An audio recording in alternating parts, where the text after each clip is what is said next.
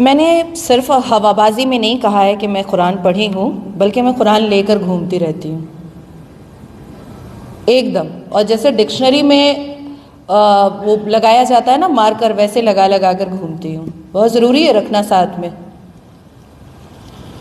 मस्जिदों में आज से नहीं, पिछले 77 साल से हिंदुओं को ये बताया गया है कि आपका भगवान कोई है ही नहीं। अज़ान की जब शुरुआत होती है वो होती है अल्लाहु अकबर, अल्लाहु अकबर, अल्लाह इज़ मोस्ट ग्रेट। उसके बाद फिर होता है 2 बार अशहदु अन ला इलाहा, जिसको हम शहादा कहते हैं, अशहदु अन ला इलाहा, अशहदु अन ला इलाहा, अशहदु अन ला इलाहा। मैं टेस्टिफाई करती हूँ, और इस्लाम के मानने वाले इस बात को टेस्टिफाई करते हैं कि इस धरती पर, इस आकाश पे कोई भी खुदा हो ही नहीं सकता है पूजनीय सिवाय मेरे अल्लाह और मेरे रसूल के।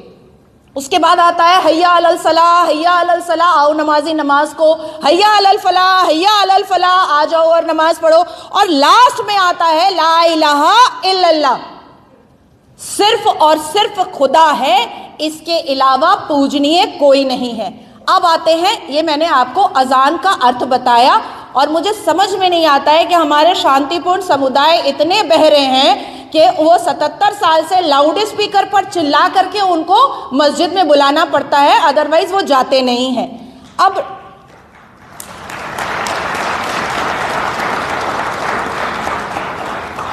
आते हैं नमाज में। नमाज तो ये वजाहत करता है कि हिंदुओं को काफिर बोलो। नमाज तो ये सिखाता है कि हिंदुओं को चेतावनी दो, बुत परस्तों को चेतावनी दो और काफिरों को समझाओ। बल्कि आप काफिरों के लिए सिर्फ एक मैं ही जन्नत जाऊंगी भैया, यहां पर जितने लोग बैठे हैं, और मेरा भी नुकसान है जन्नत जाकर के, मुझे कोई 72 वर्ष नूर नहीं मिलने वाली, क्योंकि मैं लड़की हूं और लेस्बियन भी नहीं हूं, एकदम स्ट्रेट हूं। तो कुरान के नमाज में 4 खुल जो होते हैं वो हमें 5 वक्त नमाज में पढ़ना पड़ता है। और पूरे साल जो 365 दिन हम नमाज पढ़ते हैं 1825 बार, उसमें हम सूरे काफिरून को, खुल काफिरून को पढ़ते हैं, जिसका अर्थ भी बताऊंगी और अरबी भी बताऊंगी। खुल या अय्युहल काफिरून ला अबुदो माता बोदून वला अंतुम आबेदूना माबूद लकुम दीनकुम वलिय दीन। ए मजहब के मानने वालों, कह दो काफिरों को कि तुम जिसको पूजते हो मैं उसकी इबादत नहीं करता, और मैं जिसकी इबादत करता हूं उसको तुम नहीं पूजते हो। तो गोया काफिरों को ये संदेश दो कि तुम मेरे कभी नहीं हो सकते और मैं तुम्हारा कभी नहीं हो सकता। तो ये तो 5 बार और 1824 बार नमाज के द्वारा हमें रटाया जाता है, समझाया जाता है, बुझाया जाता है और कहलाया जाता है। लेकिन आप 1825 बार, लेकिन आप अगर नहीं खोल रहे अपनी आंखें तो ये आपका प्रॉब्लम है, ये हमारा प्रॉब्लम तो है नहीं। आपको समझाते समझाते तो अटैक करके कभी पैर तोड़वा लेती हूँ मैं, कभी हाथ तोड़वा लेती हूँ, कभी माथा फोड़वा लेती हूँ मैं, और बाद में ये भी अफवाह उड़ जाती है कि 5 शादी नाजिया करके रखी है और उसमें हिंदू भी है, भैया पकड़ के लाओ वो हिंदू को। अब उसके बाद फिर आती है बात कि मदरसे में क्या समझाया जाता है। मदरसे में जिस हिसाब से आतंकी शिक्षा दी जाती है, मदरसे में कुरान की 26 वो आयतें जो हिंदुओं के खिलाफ इतनी ज्यादा भयंकर और भयानक है, उसको अगर आप अर्थ के साथ पढ़ेंगे तो मुझे लगता है कि आप भाईचारा भूल जाएंगे और आपको समझ में आ जाएगा कि 77 साल से आपके ये भाई नहीं थे और 1450 साल से आपको सिर्फ काटने, मारने, लूटने और फाड़ने की कोशिश में ही लगे हुए थे।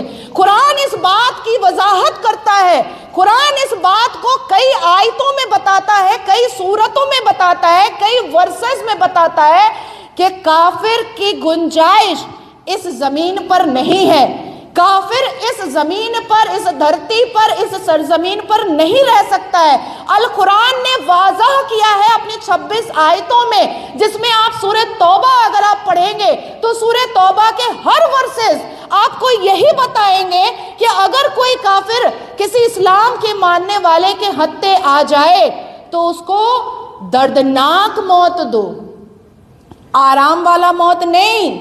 पकड़ो, कोड़े मारो, पानी में डुबाओ, गर्म पानी में डुबाओ, छाले उखाड़ो उसकी, उसके घर की बहू बेटियों को लूटो और उसको ऐसी दर्दनाक मौत दो कि वो डर करके इस्लाम कबूल कर ले, और अगर तब भी ना कबूल करे तो उसके जिंदा रहने की कोई गुंजाइश बिल्कुल नहीं है।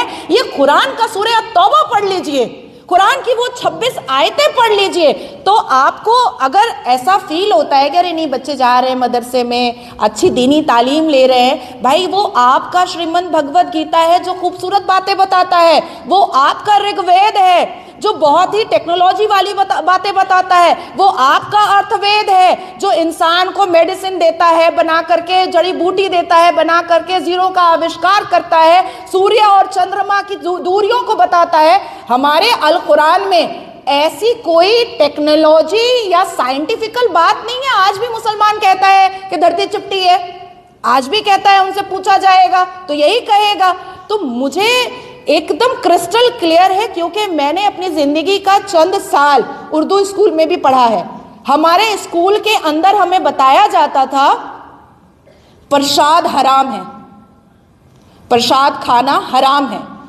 हमारे घर के आस पड़ोस में, क्योंकि मैं मुस्लिम कम्युनिटी में रही हूं, अब जाकर के मैं अपना जीवन बचाने के लिए हिंदुओं के भीड़ में रहती हूं, अपनी इज्जत आबरू बचाने के लिए हिंदुओं के भीड़ में रहती हूं, लेकिन मेरी जिंदगी का 25 साल गुजरा मुसलमानों के भीड़ में, जहां पर मैंने कभी भी हिंदुओं के पक्ष में कोई तारीफ नहीं सुनी, बल्कि हिंदुओं के पक्ष में नफरत और सिर्फ नफरत देखा। मुझे याद है मैं क्लास 8 में थी और मेरी ट्यूशन में एक हिंदू फ्रेंड थी, डिम्पी नाम था उसका। मैं उसके साथ राम मंदिर चले जाया करती थी जो ग्रीश पार्क के पास है। वहां से जब मैं पेड़ा और